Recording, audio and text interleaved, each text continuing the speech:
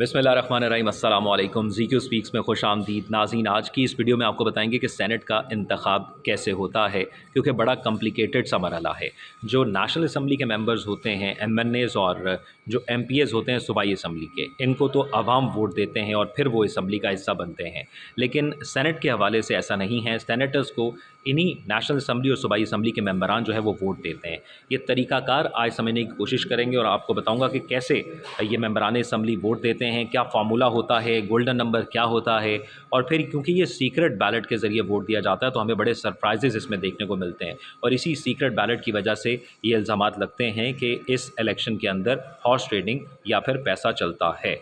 तो कैसे चलता है और इस बार 2 सरप्राइजेज़ सेनेट के इंतखाब में कौन से हैं, ये भी आपको बताऊंगा। लेकिन ये सब समझने से पहले हमें सेनेट का जो वोटिंग का तरीक़ाकार है वो समझना ज़रूरी है। तो बात कर लेते हैं कि नेशनल असम्बली और कौमी असम्बली के मेंबरान किस तरह वोट देते हैं एक सेनेटर मुंतखब होने के लिए।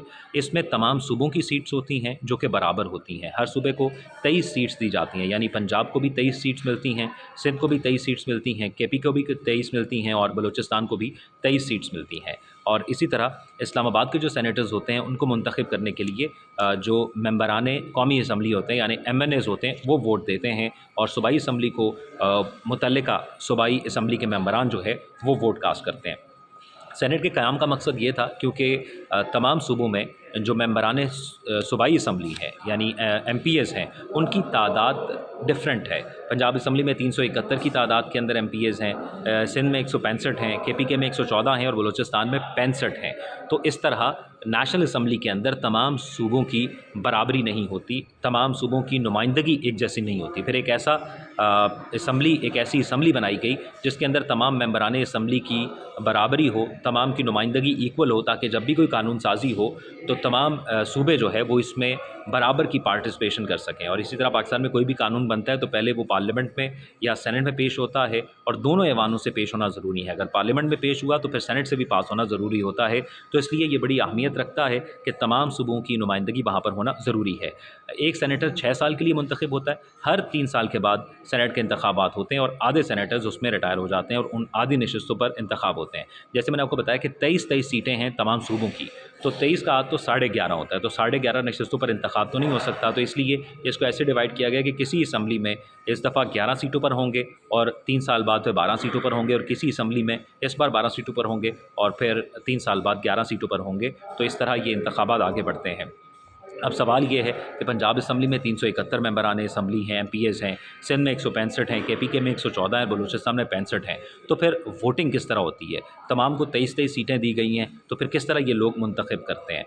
अब अगर हम फ़र्ज़ कर लें पंजाब असम्बली को एक एग्जाम्पल के तौर पर हम अपने सामने रखें, तो अगर फ़र्ज़ करें कि पंजाब असम्बली में 7 सीट्स पर इंतखाबात हो रहे हैं और 20 जो कैंडिडेट्स हैं वो इंतखाब लड़ रहे हैं, यानी 20 ऐसे मेंबरान हैं जो कि सेनेटर बनना चाहते हैं, और कुल 7 सीटें हैं पंजाब के पास जहाँ पर इंतखाब हो रहा है।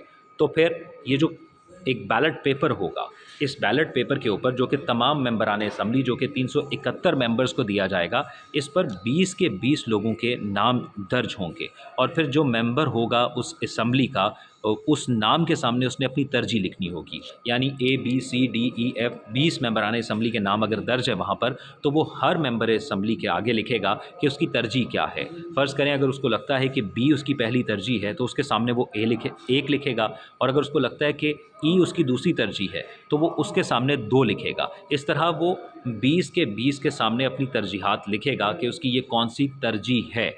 इसका फ़र्क पड़ता है तरजीह का, वो मैं आगे जाके आपको बताता हूँ।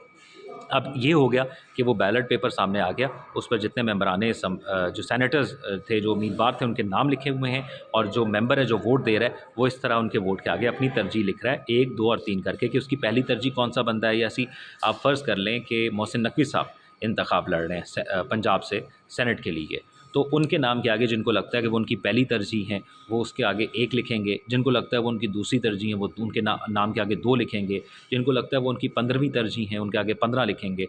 इस तरह उनकी तरजीहात को डिसाइड किया जाता है। अगर इसके अंदर कोई तरजीह मिस हो जाए, यानी मैंने पहली तरजीह लिखी, दूसरी लिखी, तीसरी लिखी, चौथी लिखी, 5वीं लिखी, मैं 6वीं लिखनी भूल गया, यानी जो मेंबरान पंजाब असम्बली है वो 6th अपनी उसके अंदर लिखना भूल गया तरजीह, और फिर 7वीं और 8वीं लिख दी, तो फिर इससे आगे मामला नहीं बढ़ेगा। फिर सिर्फ उसकी पहली 5 तरजीहात हैं वो वही काउंट होंगी, उससे आगे नहीं होगा। और क्योंकि हम पंजाब असम्बली को एग्जाम्पल के तौर पर ले रहे हैं, तो इसमें 53 लोगों की यानी 7 सीटें हैं, इसको जो टोटल नंबर ऑफ़ मेंबर्स होंगे 7 को उससे डिवाइड किया जाएगा, 371 को 7 से डिवाइड किया जाएगा, तो 53 यानी 53 किसी भी शख्स को सेनेटर बनने के लिए पंजाब असम्बली से 53 वोट्स दरकार होंगे, तभी वो सेनेटर बन सकता है। और जिसका वोट एक दफ़ा किसी एक के नाम पे काउंट हो गया, उसका वोट दोबारा मतलब एक शख्स को दोबारा वो वोट नहीं डाल सकता। हाँ, दूसरी और तीसरी तरजीह में से उसका नाम लिया जा सकता है।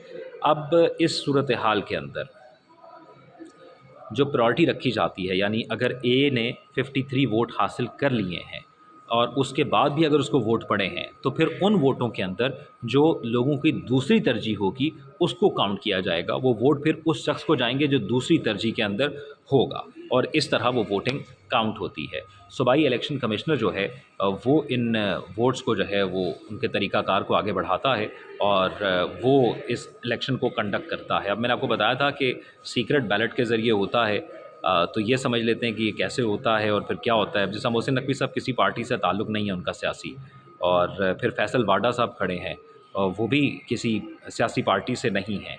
तो ये जो बैलेट पेपर होता है इसमें पार्टी का निशान नहीं होता, सिर्फ जो कैंडिडेट होता है उसका नाम लिखा जाता है। बाकी पार्टी तो बताती है कि आपने किसको हिमायत करनी है और हमारी पार्टी में से कौन कौन से लोग खड़े हैं, लेकिन ये नहीं पता लग सकता कि किस मेंबर असम्बली ने किसको वोट दिया है, और उस पर पार्टी पॉलिसी भी फिर उस तरह लागू नहीं होती। अगर पार्टी कहती है कि आपने फ़र्ज़ करें बी को वोट देना है और वो शख्स ए को वोट दे देता है, तो पार्टी को नहीं मालूम होगा कि उस शख्स ने किसको वोट दिया।